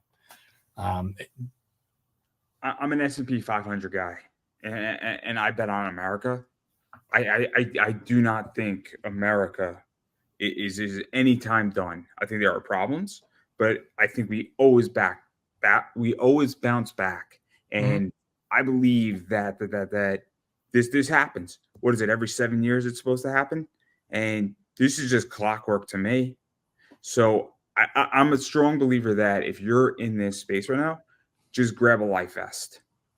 Well, I think too, like part of the problem is that like with like inflation and everything, I feel like over the years inflation hasn't like come down at all. Like it just kind of is like it's like come to a point where it stops and and then like there's that maintaining, and then it starts to inflate again, and the dollar becomes less. It just goes, plateaus, you adjust, you accept it, and then it goes up again, and then it does it again. Right. It's how I expand my business. I go through expansion and plateauing and expansion and plateauing.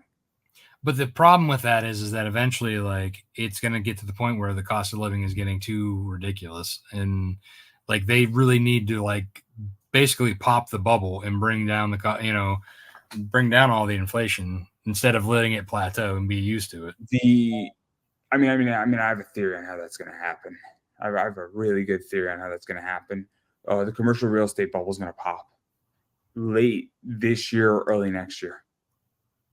I mean, yeah, who can afford the houses? And so commercial real estate is not the same as home real estate or residential real estate. What's going to happen though is that when all those bonds get reissued and redealt with at higher or lower rates, when bonds get out there, that's going to lower mortgage positions. Because you already saw that with First Republic Bank when that whole thing went down, and Silicon Valley Bank went down when those bonds weren't good. And they were 2% bonds when you could go buy a 4% bond for the same price or even better, which is why that bank failed. The bank failed because it's not that it didn't have the money. It didn't have the capital to suffice its customers or even hold off or medicate their customers, for lack of a better word. So what I think is going to happen is that I think we need a commercial real estate failure, which will help deal with housing and mortgages. It won't help with building a house. That's a whole different problem. There's a house building it here, which is an issue. But when you can go to the Cheesecake Factory for the price of going to Burger King, I mean, one of those places is nicer than the other. Right. Yeah. I mean, that's like now going to Taco Bell. I could go to the Mexican, like the actual Mexican restaurant up the road and get more food for the same amount that I'm paying for Taco Bell now. It's ridiculous. Yeah, oddly enough, the pizza has been relatively stable. Oddly enough, a slice of pizza sounds pretty good. Bread is cheap. Hey, it tastes pretty good too. So, but I definitely think that with Kickstarter, I mean, I think the biggest issues is that art's going up too. Yes. So I mean, the issue is that, and I don't necessarily know. And shipping, that's another thing that keeps going up. It hasn't come down. That is true. And people yell at me for charging $7 to ship a comic, and I'm like, that's what it costs. Because they're so used to Amazon charging $0, which is bullcrap. Because like they're paying for it somewhere, they're just not seeing it. You're paying for it because you buy an Amazon Prime account for $200, and they charge you the shipping up front on that $200. They bond out that money in a collective position, and then they get an interest payment every single fucking month off of that, or in a high yield savings account, which basically covers the shipping, and they eliminate their competition in the process. So even if they lose $1, That's if you put mom and pops, furniture store out of business, there's only one place left to go. Mm-hmm. That's Amazon. That's right. There's nothing wrong with Amazon. It's just that you got to know what you're doing. If you sleep fine and not doing that, be my guest. But the real question with the people who are doing that is that, are you doing it intentionally, or are you doing it because you're saving what you think is money, which you are saving money technically. If you buy a lot of shit on Amazon, you are saving money. If you buy it often, whereas like I'm the type of guy that I'm like, if I can't find it locally, then I'll look elsewhere, and then if I can't find it anywhere, then I force myself to buy from Amazon. My dog's food is automatic on Amazon, so it comes weekly, every Saturday. It's just on my doorstep. We do Chewy. Yeah, no. It's like Blue like Harvest or something. It's great. Mm. I can't do Chewy, not after the GameStop incident. No. I did not play in that space, everybody. That scared the shit out of me. And I'm glad I didn't, because I would have no idea how to short that stock or long it. No, thank you. GameStop is a dinosaur and it's got to go. But I know the company that you buy GameStop. Bad bug.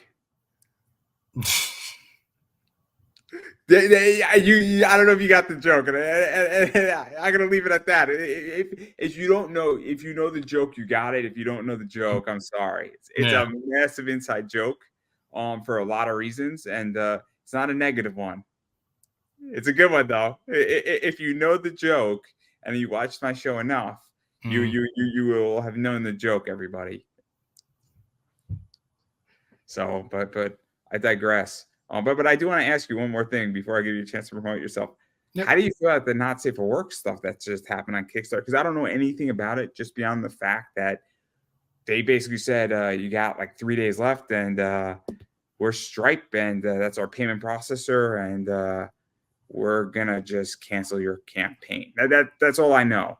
So it's been like whispered and for the last like 2 months now that like Kickstarter was going to start cracking down because Stripe is cracking down.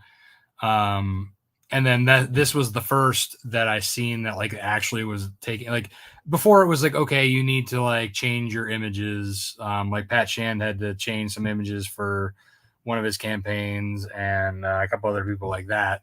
But that was like the one that they canceled like 3 days before the end of the campaign, was like the first time that they actually like went after or something like that.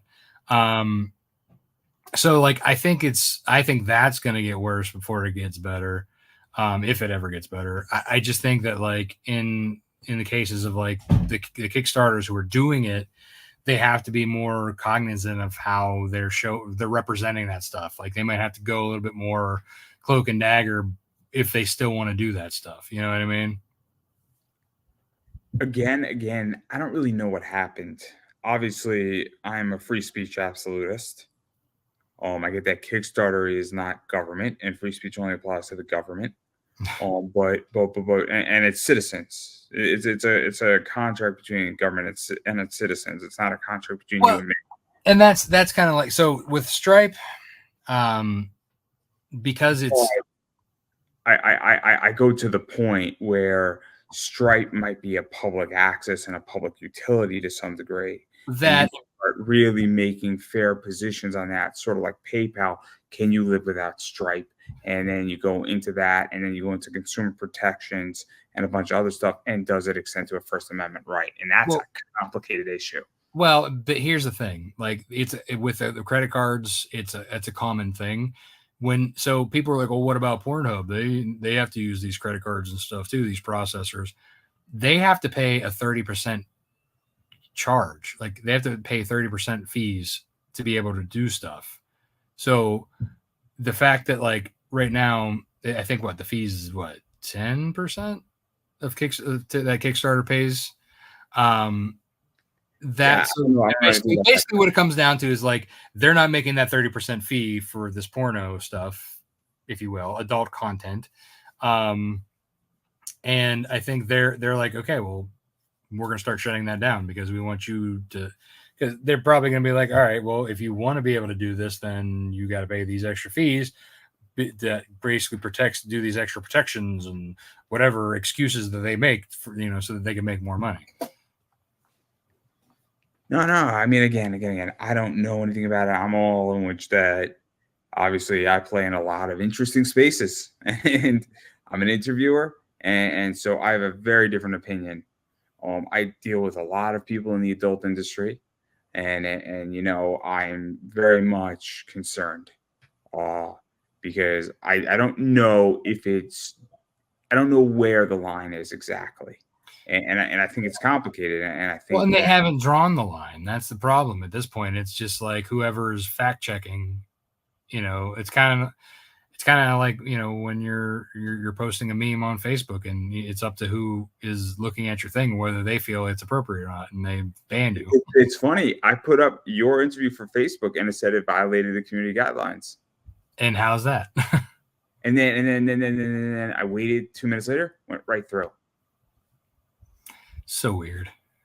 It did it on my Facebook page. It didn't do it on my personal page. Yeah. Which I'm streaming too. And I was like, what's that? I've never seen that before. Right. That's really, really weird. Now YouTube has their own guidelines where you could talk about porn, you could talk about anything you want, sexual on YouTube for the most part. Mm-hmm. Can't share a porn link on YouTube. Hmm. They flag you for that shit like crazy. Yeah. Which even if you what is it? Tiny URL it, they'll catch it. They'll catch it. Yeah. Now YouTube, if you made the mistake, because I made the mistake because I was sharing Savannah Fox's link tree, and YouTube didn't like that. Which I didn't think it was a big deal. It had her social media on it, and then it had like her clips for sale store. Like I didn't think it was that big of a deal. Now YouTube was gracious enough to shoot me a message, said, hey, take our quiz, take this, do this. We're going to just give you a warning. And if you do this in 90 days, you're good. 90 days passed. There's no incidents, no problem, right? Because guess what? You make a mistake, you should not be killed for it. And YouTube was... If you don't know, it's a slap on the wrist, right? That's it. And I was like, oh, snap. I appealed it. Then I took their thing. They're like, yo, we're just going to give you a warning. Just don't do this again. You got 90 days on good behavior. No issues for 90 days. Strike disappeared, right? Yeah. But I didn't know. I thought it was okay. If I put up Evie, who I just did before you, her social media, YouTube has no problem with it. Yeah. Her Twitter account, no problem. They have a problem with the link tree if it's somewhat like that. Right. But it's really interesting. So, but again, I don't really know how I feel about this because I get that they're a private company, but I don't like it. Yeah, I mean, it's definitely something to keep our eyes out for because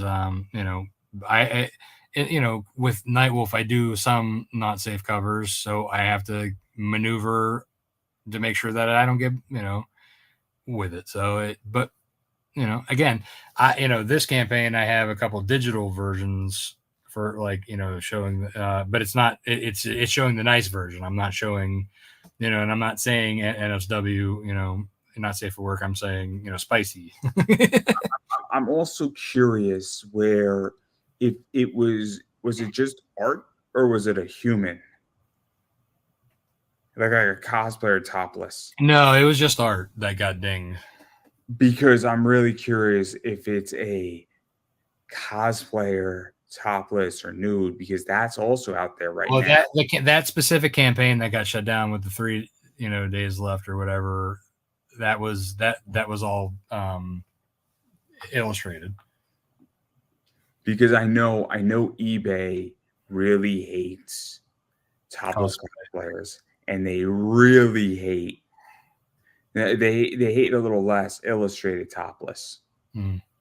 And you gotta be really, really, really careful on that. Yeah, I'm sure. They're punitive, like 10-day suspensions. So your first one, you get a warning, right? Your second one, you get a day suspension. Your third one, you get a 3-day. Fourth, you get a 7-day, and then you get a 10-day. 10 days means everything that you have listed, you could sell, and if it sells, you're good. You can't list anything for 10 days. Crazy. That's just punitive as fuck. Yeah. And it is brutal. I've been in those situations where I had like a 5-day suspension. I'm like, what the hell, guys? and so this is why I don't carry nude books, because I can't afford a 5-day suspension or a 10-day. Yeah, because you have everything else you need to sell. And then there's other things where I'm like, dude, like this, and then they flag shit that's not even nude. Like they flagged with me and they gave me a warning on a Red Sonja cover. Like I said, it depends on who's looking. It depends on who's looking. Yeah, without a doubt. Which is a shame. Like, it shouldn't be up to the person looking. It should be a hard, this is what we have, this is what you can't have. This is what AI should be for. So seriously. There should be an AI bot on Kickstarter that runs through this, and it looks for A, B, C, and D, and you could agree or disagree with it, but it discriminates equally, right? Mm-hmm. Yeah, it shouldn't matter who you are. Because if I look at it and you look at it, and we're running Kickstarter's whole trust and safety campaign, you and me are going to have a different opinion on things. I'm going to say, well, it's on the border. You know, I'm not going to ding it. And I'm going to say, it's on the border. I'm going to ding it, right? Unless and even if you're out of the picture and I'm looking at 200 of these campaigns, there's going to be somewhere, oh my God, it's 5 o'clock. I got one more to do. Fuck up. Just bad. Yeah. Somebody had a bad day. Screw you. I mean, you've had bad days too, right? Mm-hmm. How many? Every once in a while, you have a bad day, and you just tell everybody to fuck the fuck off, right? I mean, I don't tell them to fuck the fuck off, but I'm definitely gruff and like. Let me put it this way, okay? You ever have a bad day, and then you just snap at someone who's like, "Oh my God, my dad's in a bad mood. Yep. Maybe it's not a good time to ask him for my $5 allowance. Maybe I'll do it tomorrow." Yeah. That. I mean, I can be a bit snappy, but I'm not,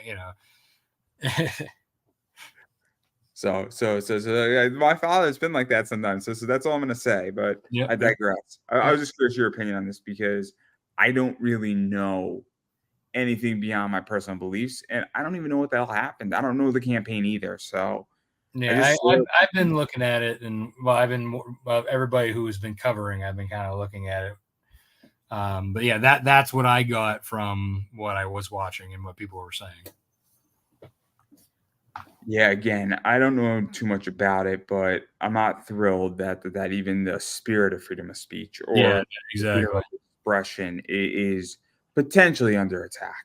Yeah, whether it is or it isn't, I don't know, but it's not a good feeling. It might be a good way to put it. Yeah, I agree. But again, it'll all be worked out. Hopefully. maybe somebody should just buy Kickstarter and be like, here's what we're doing, guys. We're gonna change. Yeah. But we can all dream. After I buy my WNBA team, we can all dream. I would love to have one of those. Oh my God, it'd be so much fun. I'd rename them too. It'd be great. You could call them Pop Anime Comics. A cute little elf.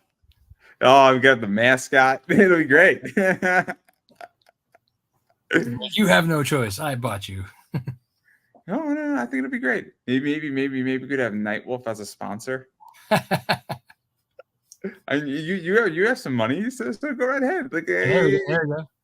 We could have Night Wolf night. We could have Snowpaw night. It'll be great. Yeah, Snowpaw as the mascot. It'll be great. Maybe we'll change the name to the Priscillas. Is that her name, right? No, Cirilla. Cirilla. Oh, I'm sorry, Cirilla. There we go. We'll be the Cirillas just for you, and we could have Snowpaw as our mascot. There you go. And then on the first night, we could have promotion night, and everybody gets a free copy of like a hollow foil Snowpaw. Yeah, limited to those in attendance. See, you're liking this already, right? Oh, yeah.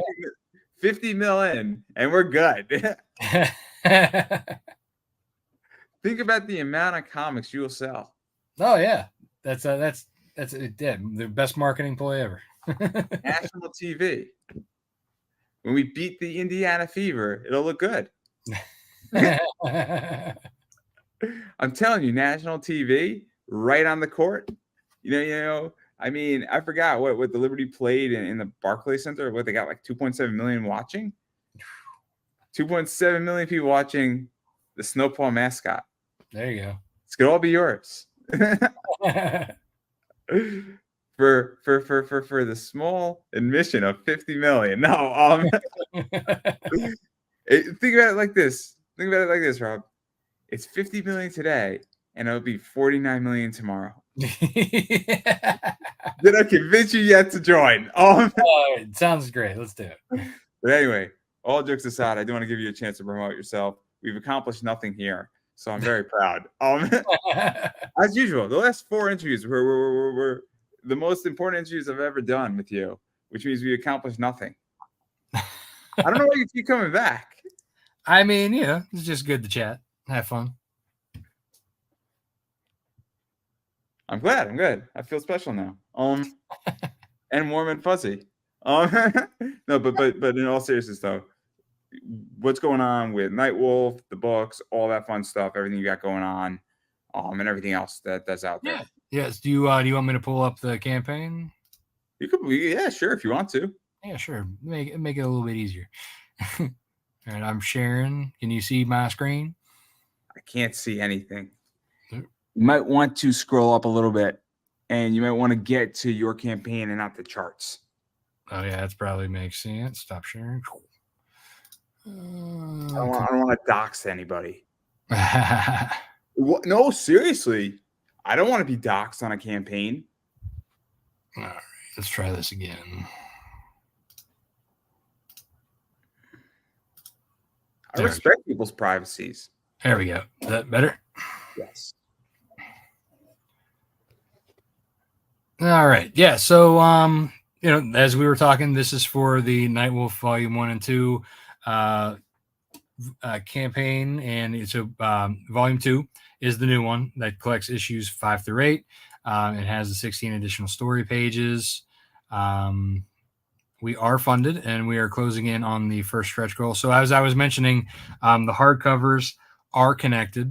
And then you have like the different werewolves underneath. So there's the connecting scene here with the die-cut claws. When you open up the vellum werewolves over top of the human forms. And then, so this is a good mocked up version of the book in its back. And then we have, page previews, which for those of you who have been following along, a lot of these are similar to past campaigns you can see. For those of you who are new, take a look. You could read about the synopsis for each chapter. Check out all the great artwork. And then, so we'll head on down to, all right, so we're at right now, everybody who backs before June 6th, that's this Thursday, will get this free bonus print featuring Night Wolf and Snowpaw. And then we also have milestones. So we're actually 2 backers away from unlocking another one. So you can get on that and get those going. Stretch goals, as I mentioned, we have the 4 guest writers that basically the digital edition has the stories. This is to unlock the additional pages into the physical edition. So at 12, Clay Adams' story gets unlocked. At 14, Travis Gibbs. At 16, Kat Calamia's. And at 18, Pat Shan's will unlock. And then I have a couple book enhancement surprises if we get that far. And of course, we have the quotes from different people in the industry talking about how much they love the book. We have the Wolf Pack, showing their pride in getting the books and reading them and sending pictures. Some nice Facebook and Twitter and Instagram comments. People receiving all their awards for past campaigns. And then if you want to, viewers out there want to see all of the comments and everything, feel free to look through. So when we get to the rewards, you can get the Volume 2 digital edition for $15. That's 152 pages worth of content. Then you can get the digital catch-up. So that's Volume 1 and 2. Both have 152 pages. And there's the Spicy Edition with the nice version of the cover. Let's just say that that's not the one that you're actually going to get. And then we have the soft cover for Volume 2 that also comes with the digital edition. This is the Lone Wolf Comics digital collection. You can get all of Snowpaw plus Volumes 1 and 2 of Night Wolf. And then the hard, you can get the Volume 2 die-cut hardcover with the digital edition.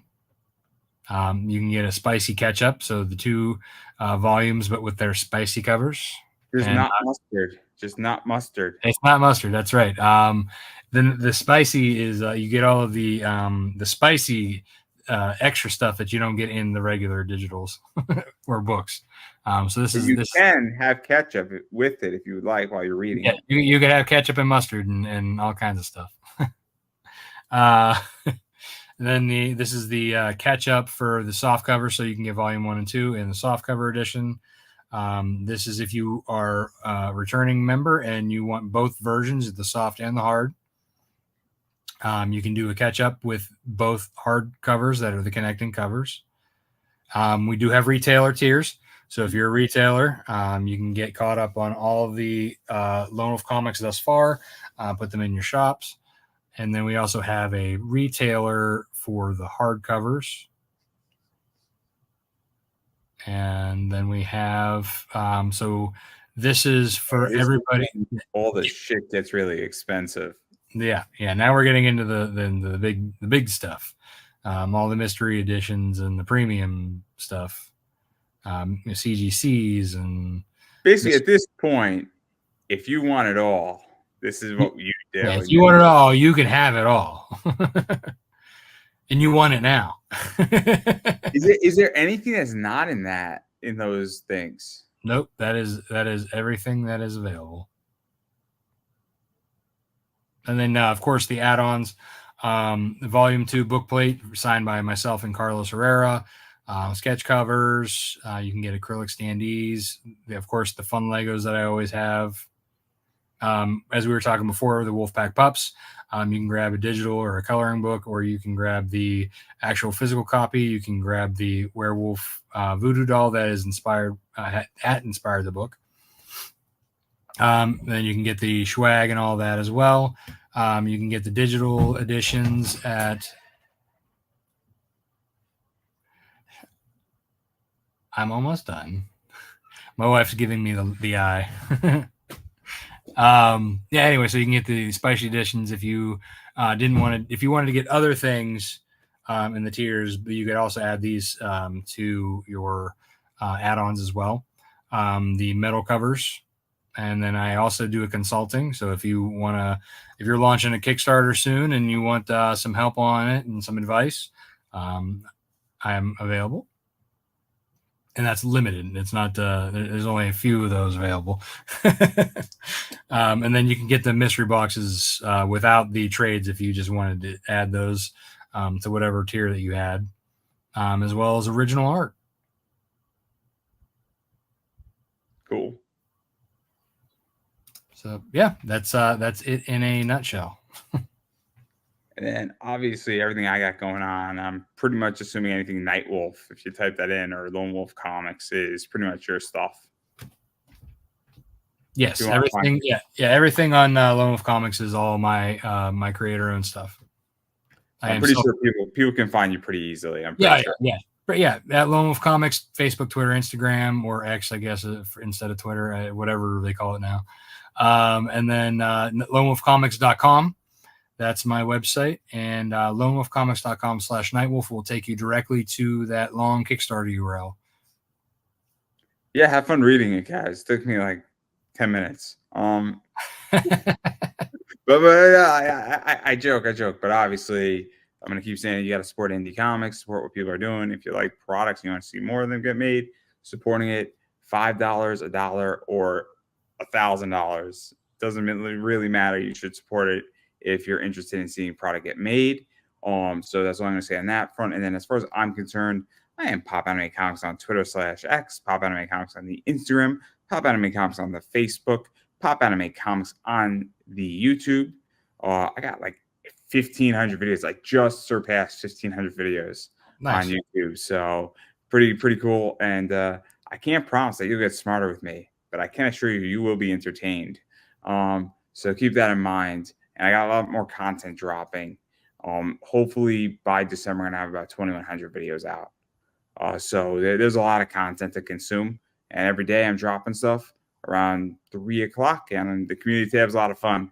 So you never know what poll's going to be there. So vote your heart out. And I got some fun memes and some cool stuff there. So it's the place to be if you're not already there. But enough about that. And then I do have an eBay store, which is Pop Anime Comics Collectibles. Looking for comics and collectibles, come shop with us. Deal with a lot of comics, cards, stuff like that. So again, I try to keep my prices as reasonable as humanly possible. And if I don't have something that you're looking for, ask, because I might have it. It might not be listed. Or if I don't have it, chances are I know somebody who does, and I will introduce you to them so that you can get what you need to get. And I've done it for plenty of people. So if you're just looking for some stuff, got you covered, because I know books are a pain in the ass to find. But yeah, anything Pop Anime Comics is mine, and that's everything I got. And I think that's a wrap, unless you have anything you'd like to say. No, I think I've said enough. All right, everybody, that is a wrap.